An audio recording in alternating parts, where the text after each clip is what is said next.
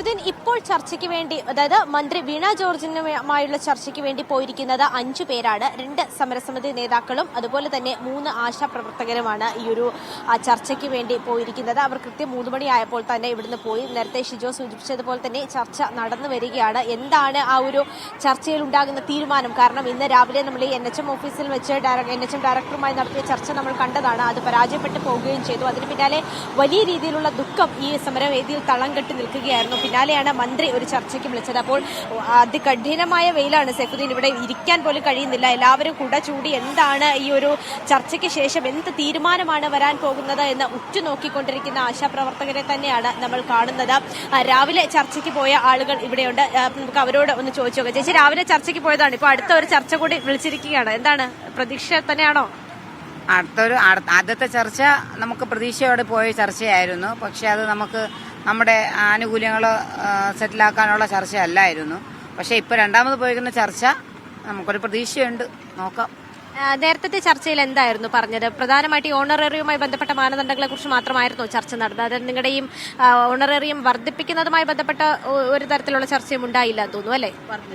വർദ്ധിപ്പിക്കുന്നതിന് ഓണറേറിയത്തിനെ കുറിച്ച് ആദ്യമായി ചർച്ച ചെയ്തില്ല. നമ്മളെ മാനദണ്ഡങ്ങളും മറ്റുള്ള കാര്യങ്ങളുമായിരുന്നു അവർ ചർച്ച ചെയ്തിരുന്നത്.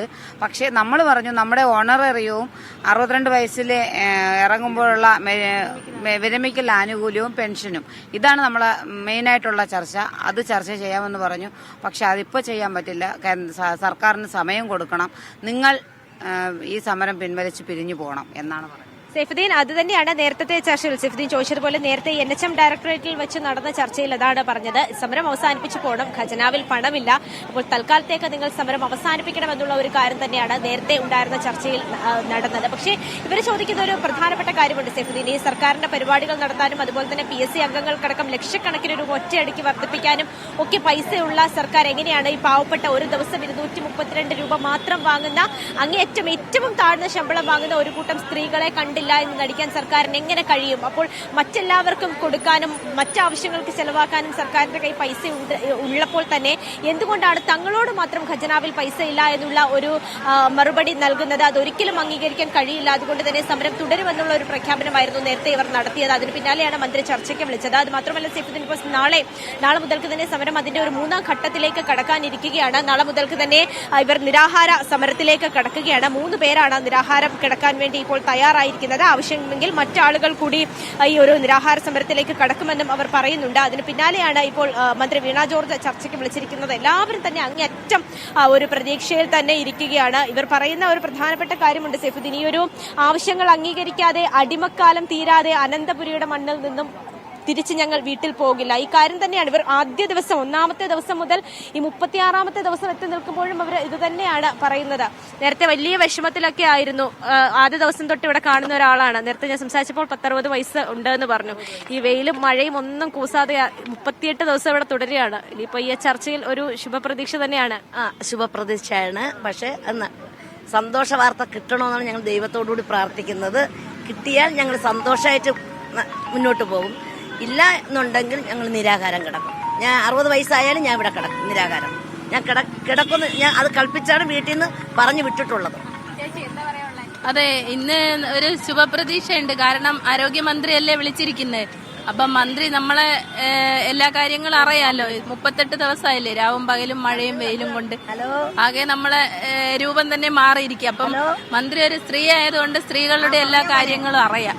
അപ്പൊ അതുകൊണ്ടൊരു നല്ലൊരു ശുഭപ്രതീക്ഷയിലാണ് ഇരിക്കുന്നത്.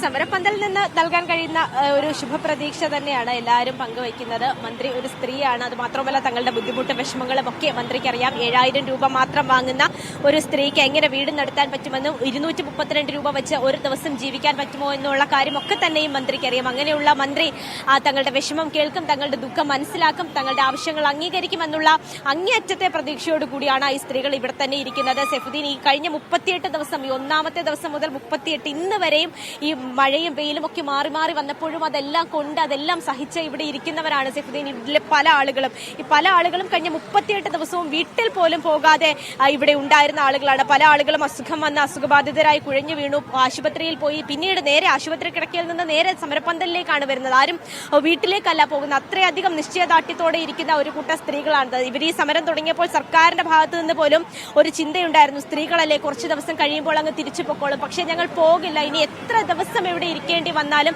ഇനി 30 അല്ല 300 ദിവസം ഇവിടെ ഇരിക്കേണ്ടി വന്നാലും തങ്ങൾ ആവശ്യങ്ങൾ അംഗീകരിക്കാത്ത പക്ഷം ഞങ്ങൾ ഇവിടുന്ന് തിരിച്ചു പോകില്ല എന്നുള്ള നിശ്ചയദാർഢ്യം തന്നെയാണ് സൈഫുദ്ദീൻ ഇവിടുത്തെ ഓരോ സ്ത്രീകളുടെയും മുഖത്ത് കാണാനുള്ളത്. ഇനിയിപ്പോൾ നാളെ മുതൽ ഈ ഒരു 3ാം ഘട്ടത്തിലേക്ക് കടക്കാനിരിക്കുന്ന കൂടി ഘട്ടത്തിലാണ് ഇപ്പോൾ ഇന്ന് മന്ത്രി ചർച്ചയ്ക്ക് വിളിച്ചിരിക്കുന്നത്. അപ്പോൾ അതിൽ ഒരു പ്രതീക്ഷ അർപ്പിച്ച് തന്നെ ഇവർ ഇരിക്കുകയാണ്. 21,000 രൂപയാക്കി ഓണറേറിയം വർദ്ധിപ്പിക്കണം, അതുപോലെ തന്നെ 5 ലക്ഷം രൂപ പെൻഷൻ തുകയായി നൽകണം. ഈ 2 ആവശ്യം കൂടിയാണ് ഇനി ഇവരുടേതായി അംഗീകരിക്കാനുള്ളത്. അത് നിരുപാധികം അംഗീകരിക്കുകയാണെങ്കിൽ തൊട്ടടുത്ത ദിവസം തന്നെ തങ്ങൾ ജോലിയിലേക്ക് പ്രവേശിക്കും. അത് മാത്രമല്ല, ഈ അംഗീകരിച്ചാൽ മാത്രം പോരാ, അത് ഉത്തരവായി പുറത്തു വരണമെന്ന് കൂടി ഇവർ ആവശ്യപ്പെടുന്നുണ്ട്. അപ്പോൾ തങ്ങളുടെ ആവശ്യങ്ങൾ അംഗീകരിക്കുമെന്നുള്ള ഒരു പ്രതീക്ഷയിൽ തന്നെയാണ് സൈഫുദ്ദീൻ ഒരു കൂട്ടം സ്ത്രീകൾ ഇവിടെ തുടരുന്നത്.